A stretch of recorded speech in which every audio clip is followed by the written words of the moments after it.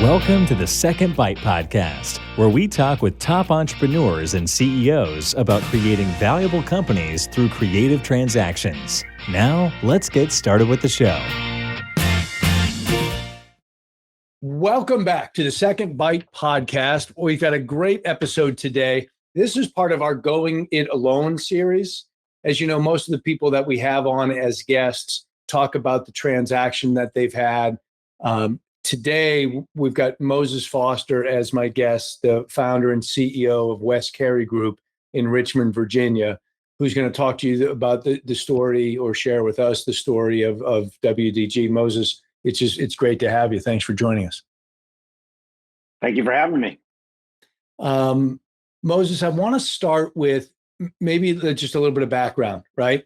So I know you spent a bunch of time at Capital One. I know that you've been at this for, 15 years now. So maybe you could tell us what you are today and then jump all the way back and maybe a little bit about how you got started. Yeah. So founded, as you mentioned, West Cary Group 15 years ago. If you fast forward today, and it seems like it went by like that, I think we're a full service communications, data, and technology firm, right? So we integrate those three pillars of technology, and that includes software engineering and user experience design with creative and kind of the analytical rigor of my analytics team. So we bring all that together under one roof. I always say advertising agency because my mom kind of understands what an advertising agency is.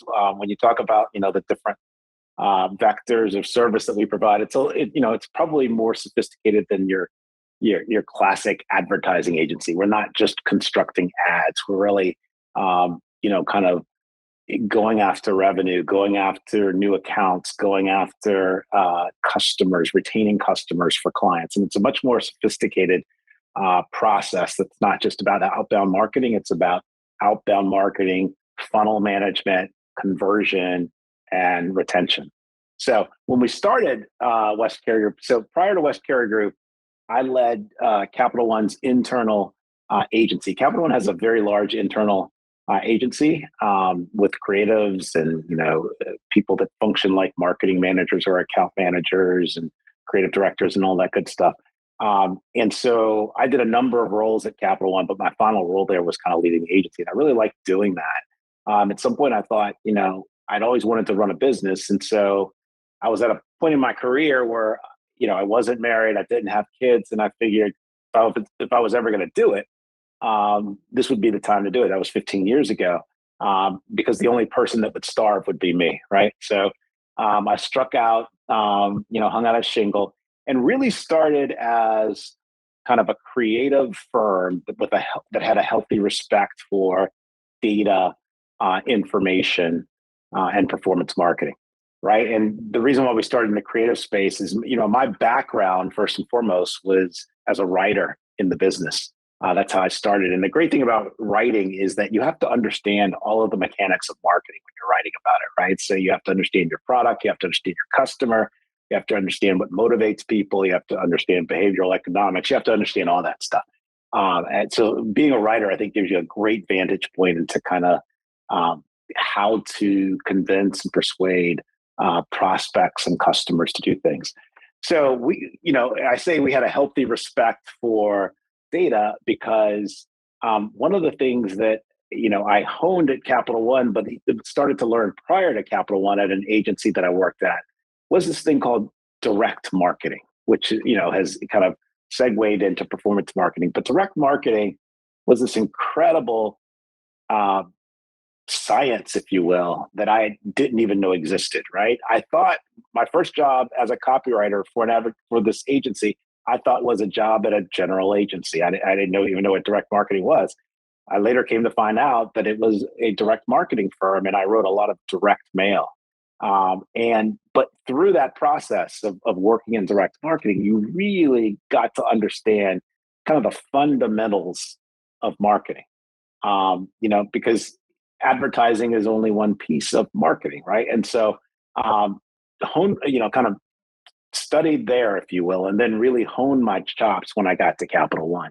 I was the first copywriter at Capital One, which if you know anything about Capital One, that seems absurd because they have lots of lines of business and, all kinds of creatives and everything. But Capital One tests everything. And I think one of the things they were testing is whether a copywriter could be a value add in the organization. So when I started at Capital One, I was writing everything. I wrote for every line of business. I wrote recruitment ads. I wrote all kinds of stuff. But I really learned a lot about the business and all the lines of business, which was great. Great training ground.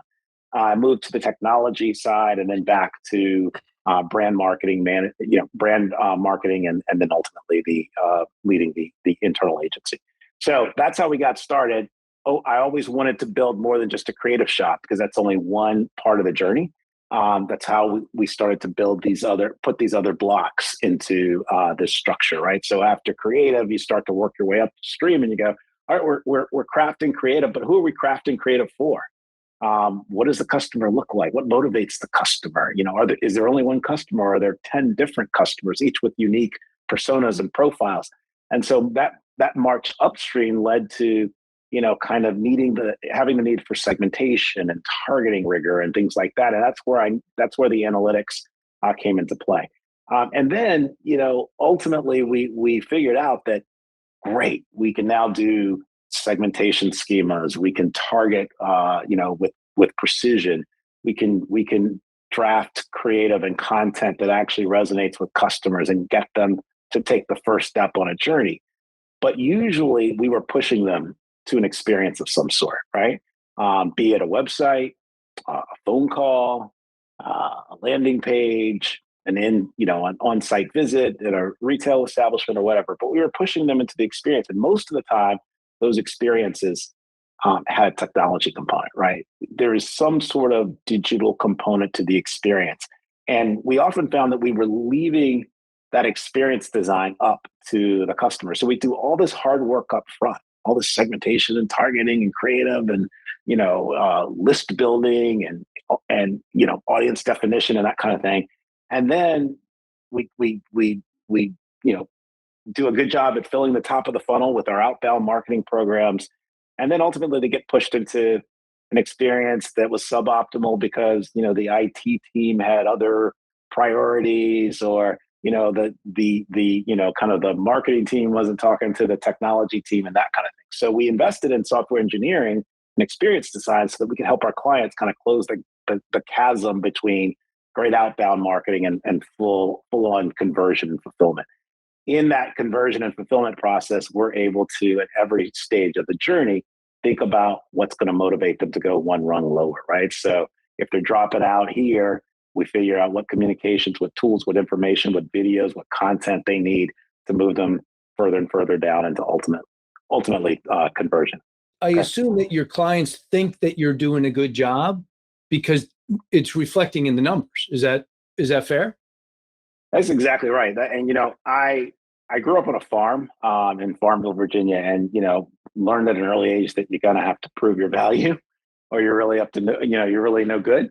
And so I kind of have lived my life that way, right? And so I was never a person that wanted clients to invest a promise and a dream and a hope and a prayer that the work was actually working for them. You've heard that adage.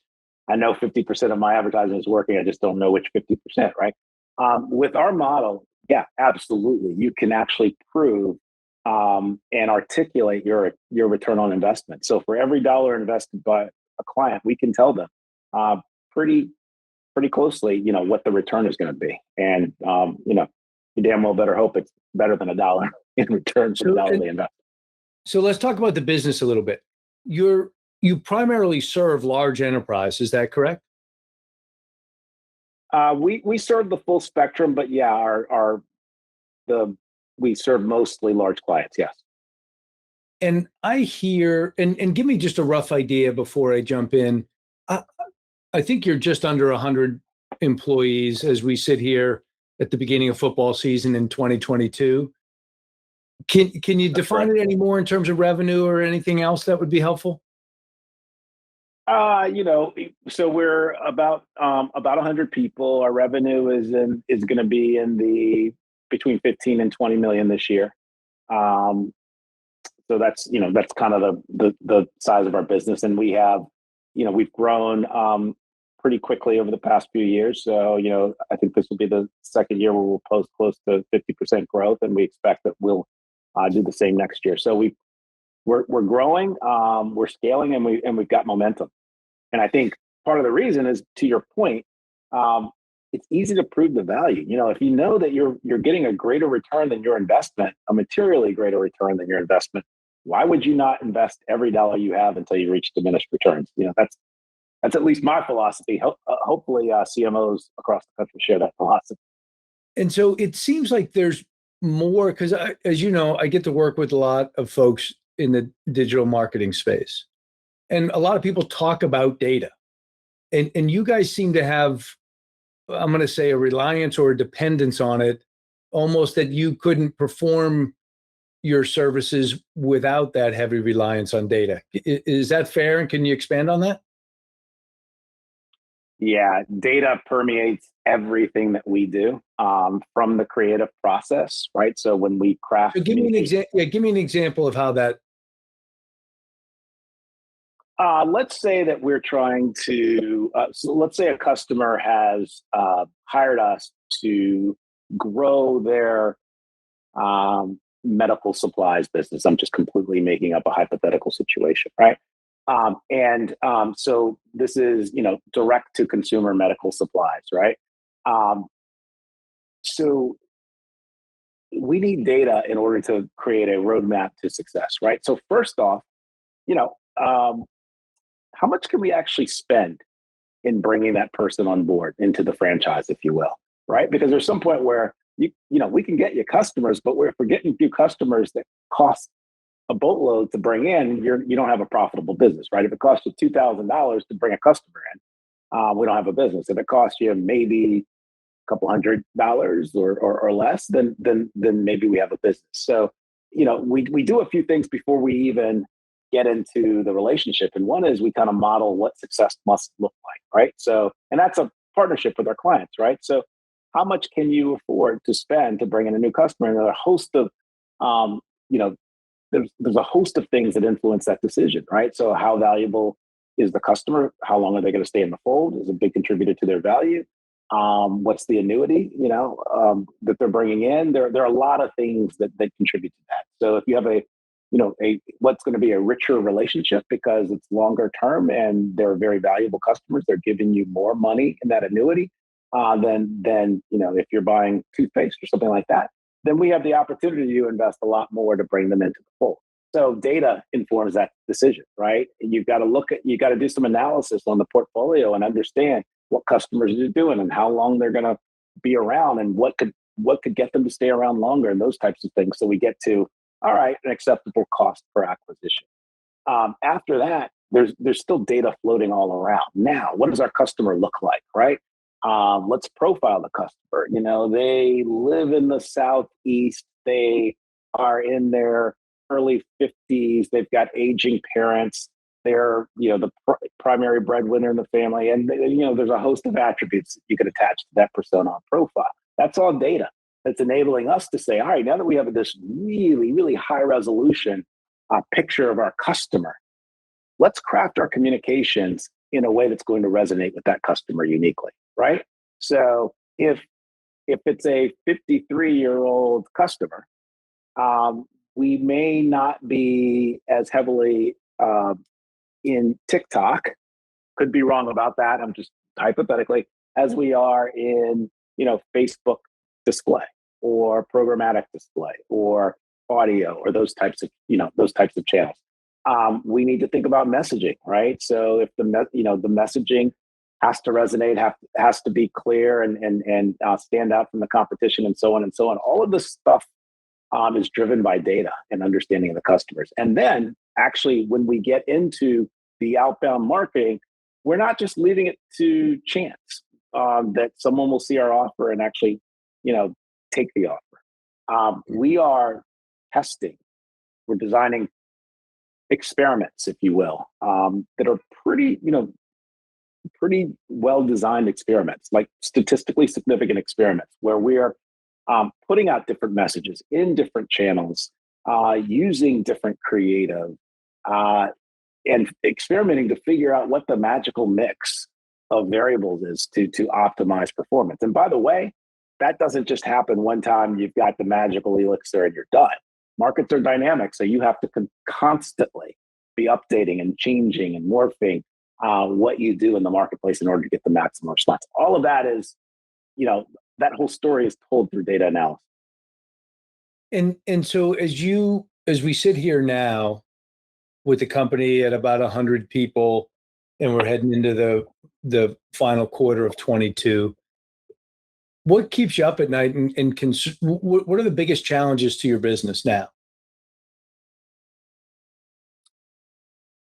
Biggest challenge to my business. It's interesting. We're starting to see a bit of a better labor market than we have seen over the past year or so. So access to talent is always the right talent is always one of your fears. But I feel like right now we can get our hands on really good talent, the kind of talent that works for West Cary Group and works for our clients. I think the biggest fear right now is that we've managed to build a really good culture. And that culture has been put to the test by the, kind of office dynamics and work dynamics where you're working from. And I'm not you got to be in the office, every day of the week. That's not where I'm going with this, but we had something really special when we saw each other. And we have so far been, I think, successful at maintaining the spirit of our culture while we've been in highly remote to starting now to approach hybrid. I want to make sure that we don't lose our way from a culture perspective as we move forward. So that really keeps me up at night. Outside of that, growth is hard, right? So I love growth. I'm competitive by nature, so if we're not growing, we're dying, right? But it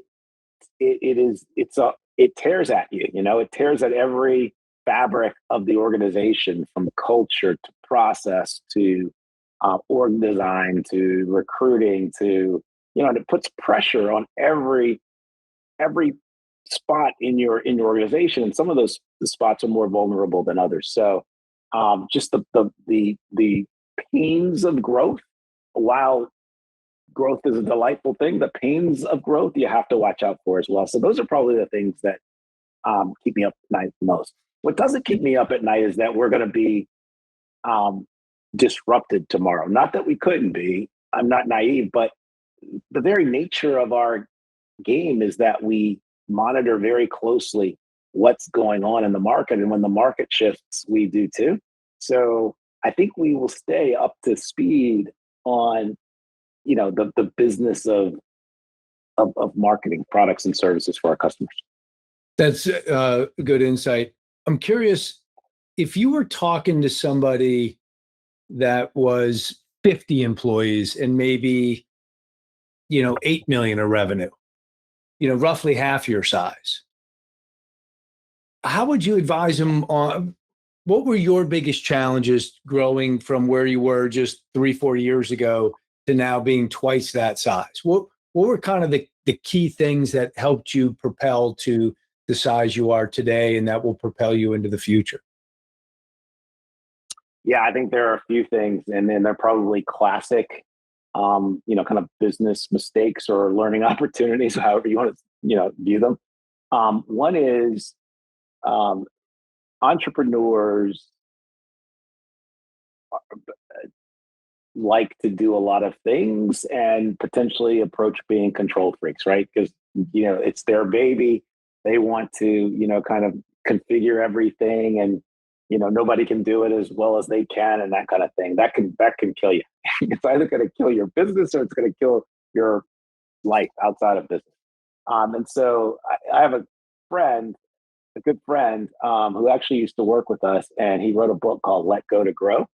And it's all about entrepreneurs actually allowing others in the organization to take on, material responsibility in the organization so that you can grow. So I think the first thing is to think about how you can work through others as opposed to yourself on everything if you're going to scale. Second is just talent, talent, speed wins games, right? Talent wins games. And there are there are times where you find transformative talent in the organization, right? Like someone that you thought was going to be a strong contributor becomes a leverage contributor, right? They create leverage for you. That is a beautiful thing when you find it.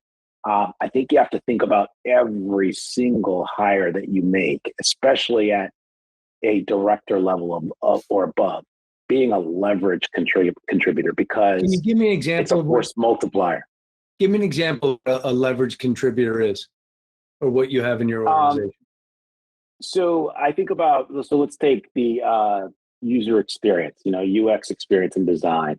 That's a discipline that involves human factors, and there's a healthy understanding of technology and those types of things, but it's really designing experiences. They could be digital experiences. They could actually be physical experiences. We focus more on the digital side.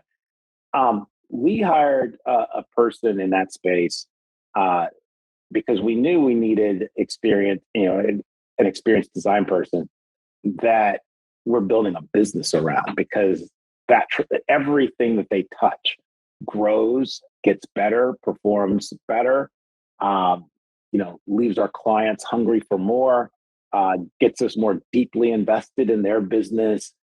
They're a person that you go to a meeting with one goal and you come out of the meeting and you 5x your original goal because they've just wowed the crowd. That's a leverage position for us. Or someone that just enables you. I'm a sports guy, so I apologize for the sports analogies, but you know how if you got Deion Sanders out there playing quarterback, you don't have to worry about that side of the field. You only need to worry about half the field, right? A leverage position gives you the opportunity to focus on other things because they've got it. They've got it, and they've got it in a really, really responsible way. So I think if you will be tempted to make a quick decision because there's a lot of pain in the organization on talent, on a resource, and you'll maybe give in and say, I just need a body here, that has basic skills. I would just caution that if you do that too many times, you're going to end up with, a team that averages a 4.840, Right. in their skill positions instead of a 4.4. That's what you want to avoid. So recruiting and talent really important. Thank you for that. It's interesting to me because, we've known each other now for a few years, and I've watched you add great logos and revenue and grow the agency and everything. And it seems like you've done it in a lot of the right ways. But I'm sure that there are people knocking on your door, private equity groups or strategics, that could do a bunch for you. They could create liquidity for you. They could shift your personal risk profile. They could add experience, all those things. And I know you're a thoughtful man. So you must have weighed those things and decided either no or not yet. Can you share a little bit about what's kind of led you down the decision path to remain independent? Because you own 100% of the firm today, correct? That's correct. A few things, right? So I kind of got a vision for what I want this thing to be, right? And that is, a great company that does a really good job on the dimensions that I talked about, on data analysis, on creative, on technology. But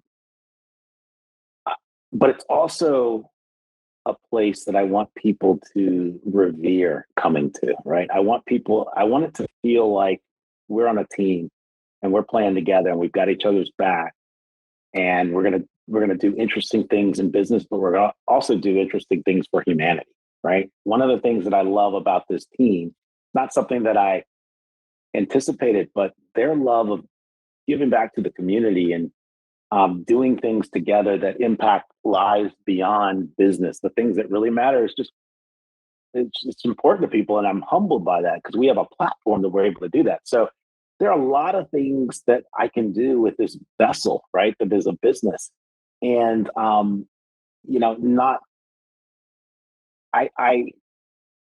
not everybody shares potentially that vision of what we want to do, right? And so, you hear stories of people that, get partners and suddenly they're going in a different direction than what they originally planned on doing and that type of thing. And, I'm not sure I'm ready for that yet. There may be a day and a time where we can do that, or we find the right partner where, we're aligned on vision and we're aligned on mission and goals. And that includes both business goals as well as some of the other things that we want to do. But right now, I feel really good about the culture we're creating, the work that we're doing, the growth that we're seeing. And quite frankly, I just haven't seen the ceiling yet, the ceiling to where I go, okay, maybe for the next leg of the journey, we need help. Now, that's not to say that I'm any great shakes. What it's actually saying is that I've surrounded myself with some really good people, and every time we bring in new, great leverage positions, talent, that ceiling, the headroom gets greater and greater, right? The opportunity is still there, but the headroom gets greater and greater. So um, we can control our own destiny right now. We're building a good culture. Don't see the ceiling, and we can make choices that we might not be able to make with a overly controlling partner. Those are probably all of the reasons why we have not done anything like that just yet. And do you think it's possible? I mean, I work with private equity guys pretty frequently, and I hear them ringing in my ears right now as you speak. Because I know that a lot of them would say, hey, if we're putting down, $6 or $8 or $10 million to acquire a majority of a business, that's too much money to put at risk by crossing Moses, steering the direction that he doesn't want to go, whatever the case may be. But we can take this business from 15 million today and make it not 30 million in 3 years, but 50 million or 80 million, create a bigger ceiling, have more reach, have more impact on the community. And I would imagine you've heard those sales pitches before from private equity. Is it that you don't believe it, or you've heard so many negative stories that you're not convinced? No, I believe that private equity can do all the things that you've said. I've seen several companies that I admire go through that process and come out the other end really nicely. I guess what I am more skeptical about is the level of control and influence that I would have on that development and growth being retained. Right? Not again, I'm not trying to imply that I'm a control freak, but there are going to be times where I don't care how good of a partner you have, how great the relationship is. There's going to be times where you disagree, and you can agree to disagree and be okay, or you can agree to disagree and it can tear apart the fabric and culture of the organization. And I don't want the latter. So Sure. I'm probably just a little gun shy, not because I've experienced something bad, but just because we got something really good. Yeah. And you were actually one of the best places to work last year, right? You got that award? We did 2 years in a row. And so if there were a new area for you to grow, I mean, what are you guys looking to conquer next? Is it more logos, more revenue, and become bigger? Or are there other areas that you're looking to take the company into? It's probably, I feel like we've got the suite of products and services almost complete now, finally. We've got all the pieces. It's probably going deeper on some industry categories. Like we've started to play more heavily in energy, really like that space, would like, go deeper there. We are, fairly entrenched in financial services.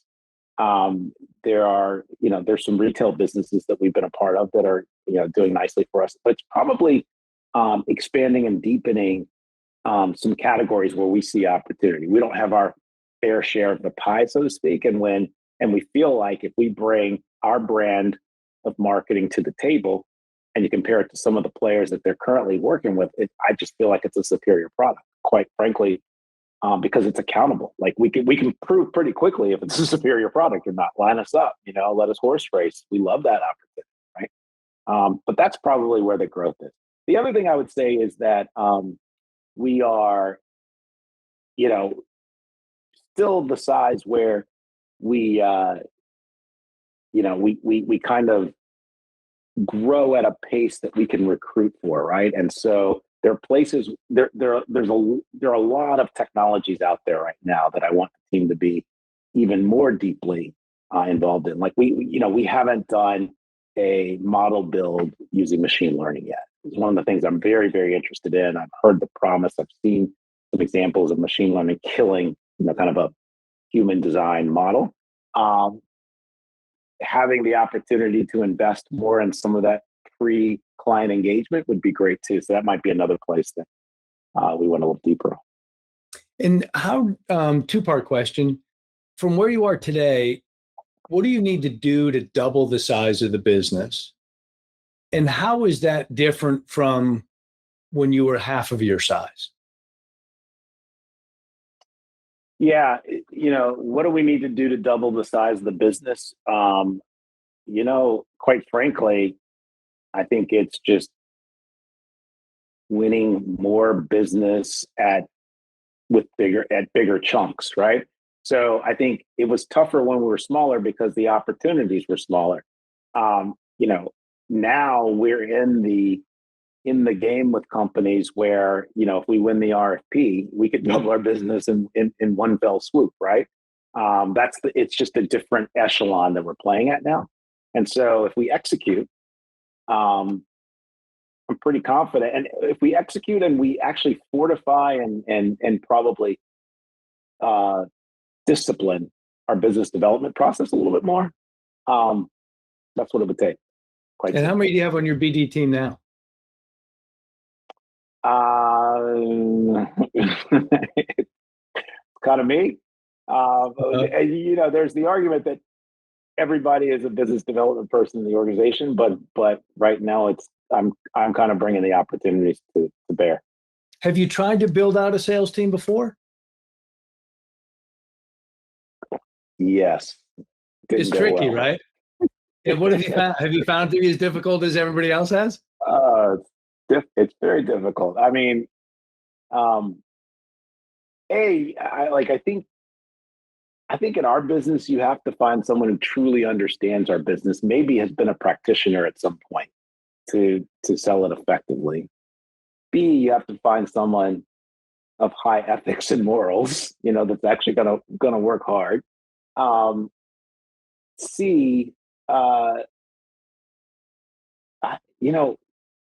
I'm just not sure I know the pools to fish in for the kind of BD talent that I'm looking for. And then the final thing I'd say is B, the sales culture is not my natural orientation. I don't like that feeling of people out there hawking our stuff like it's a commodity, so I want to find someone who's selling from a different perspective, someone who's selling because they truly understand that this is going to impact people's bottom lines. It's going to make a difference for their organization. And if you try it, and we can actually do that in a controlled fashion, you'll probably like it. That's the kind of salesperson. We even call it sales. Even saying sales makes me cringe, but that's the kind of person we need. Yeah, it's interesting to me because it's the biggest difference that I see in terms of speed of growth or rate of is just that willingness, right? It's the willingness to want to have a business development or a sales team. And then it's the ability to do that. I know that's one of the things private equity always talks about, and many of them are very good at it because they know that is a key leverage point, like as you had mentioned earlier, to any business. And I think you're absolutely correct in when you have this superpower that you have of really driving additional revenue in a scientific way. You would think you would want to preach that message loud and clear from the mountaintops, as they say. And it doesn't surprise me that somebody that's much more focused on data and analytics is not as comfortable on the sales and marketing side. And I would imagine that though that'll probably be one of the keys that when you eventually accelerate the business, whether it's by yourself or with private equity, that'll probably be one of those key leverage points. Because I know many of your success stories, West Cary Group on the website, you've got, a bunch of case studies on there that people can check out if they want to, that really tell the great story of how powerful data is. And as you said, data is all over the place. And when you can harness that, use that, and make it a valuable commodity inside an organization, you get the kind of reaction you have, which is a business growing at the rate you're growing while being a best place to work, while maintaining real profitability, right? It's a great story.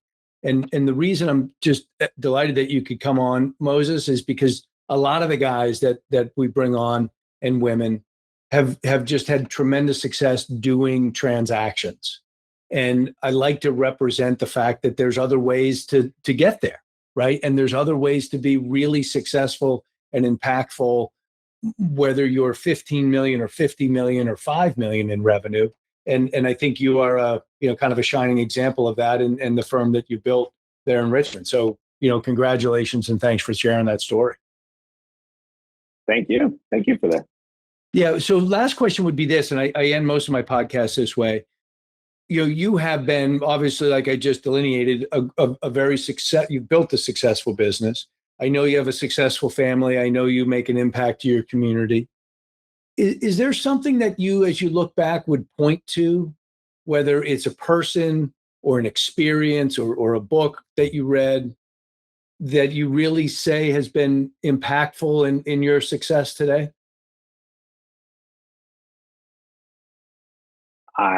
There's so many places that I've drawn inspiration from. I mean, I've had some great board members that doubled as mentors.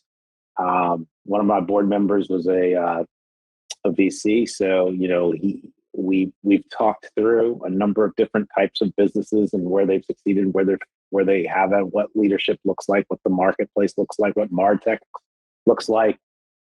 Capital One has been a tremendous partner to us, as have lots of our clients, but I call Capital One out because it still feels like home to me. I feel like, I still root for them. We still have a great relationship. We do a lot of work for them, and they are truly a great partner. I don't know. There are countless places that I've just, kind of, I couldn't narrow it down to one or two. There's so many places along the way. Gotcha. Well, I will say it is great to have you share with us. So thank you for that. We'll definitely keep in touch, and it may be next year, the year after, or some point in the future that we have you back on and you can talk about a transaction that you've done. I think as you expand the vision of West Cary Group and the reach and everything else, your success is very likely to continue. And I'm always happy to have a guest that talks about, staying independent and having the level of success that you've had, because it just shows that there's many ways to accomplish that. So Moses Foster, I will say thank you for being a guest today. The contact information for Moses and for West Cary Group will be on the podcast notes at Second Bite Podcast. So you can track him down there. You can find West Cary Group at the website is wcg.com. Is that right, Moses? westcarygroup.com, WESTCARY group.com. Right. And you'll find all that in the show notes. So Moses, thank you so much for being a great guest. Continued success to you. And have I'm going to cut it right there. Thanks a bunch, Moses. It was great having you. Thank you. Thanks for listening to the Second Bite Podcast. We'll see you again next time, and be sure to click subscribe to get future episodes.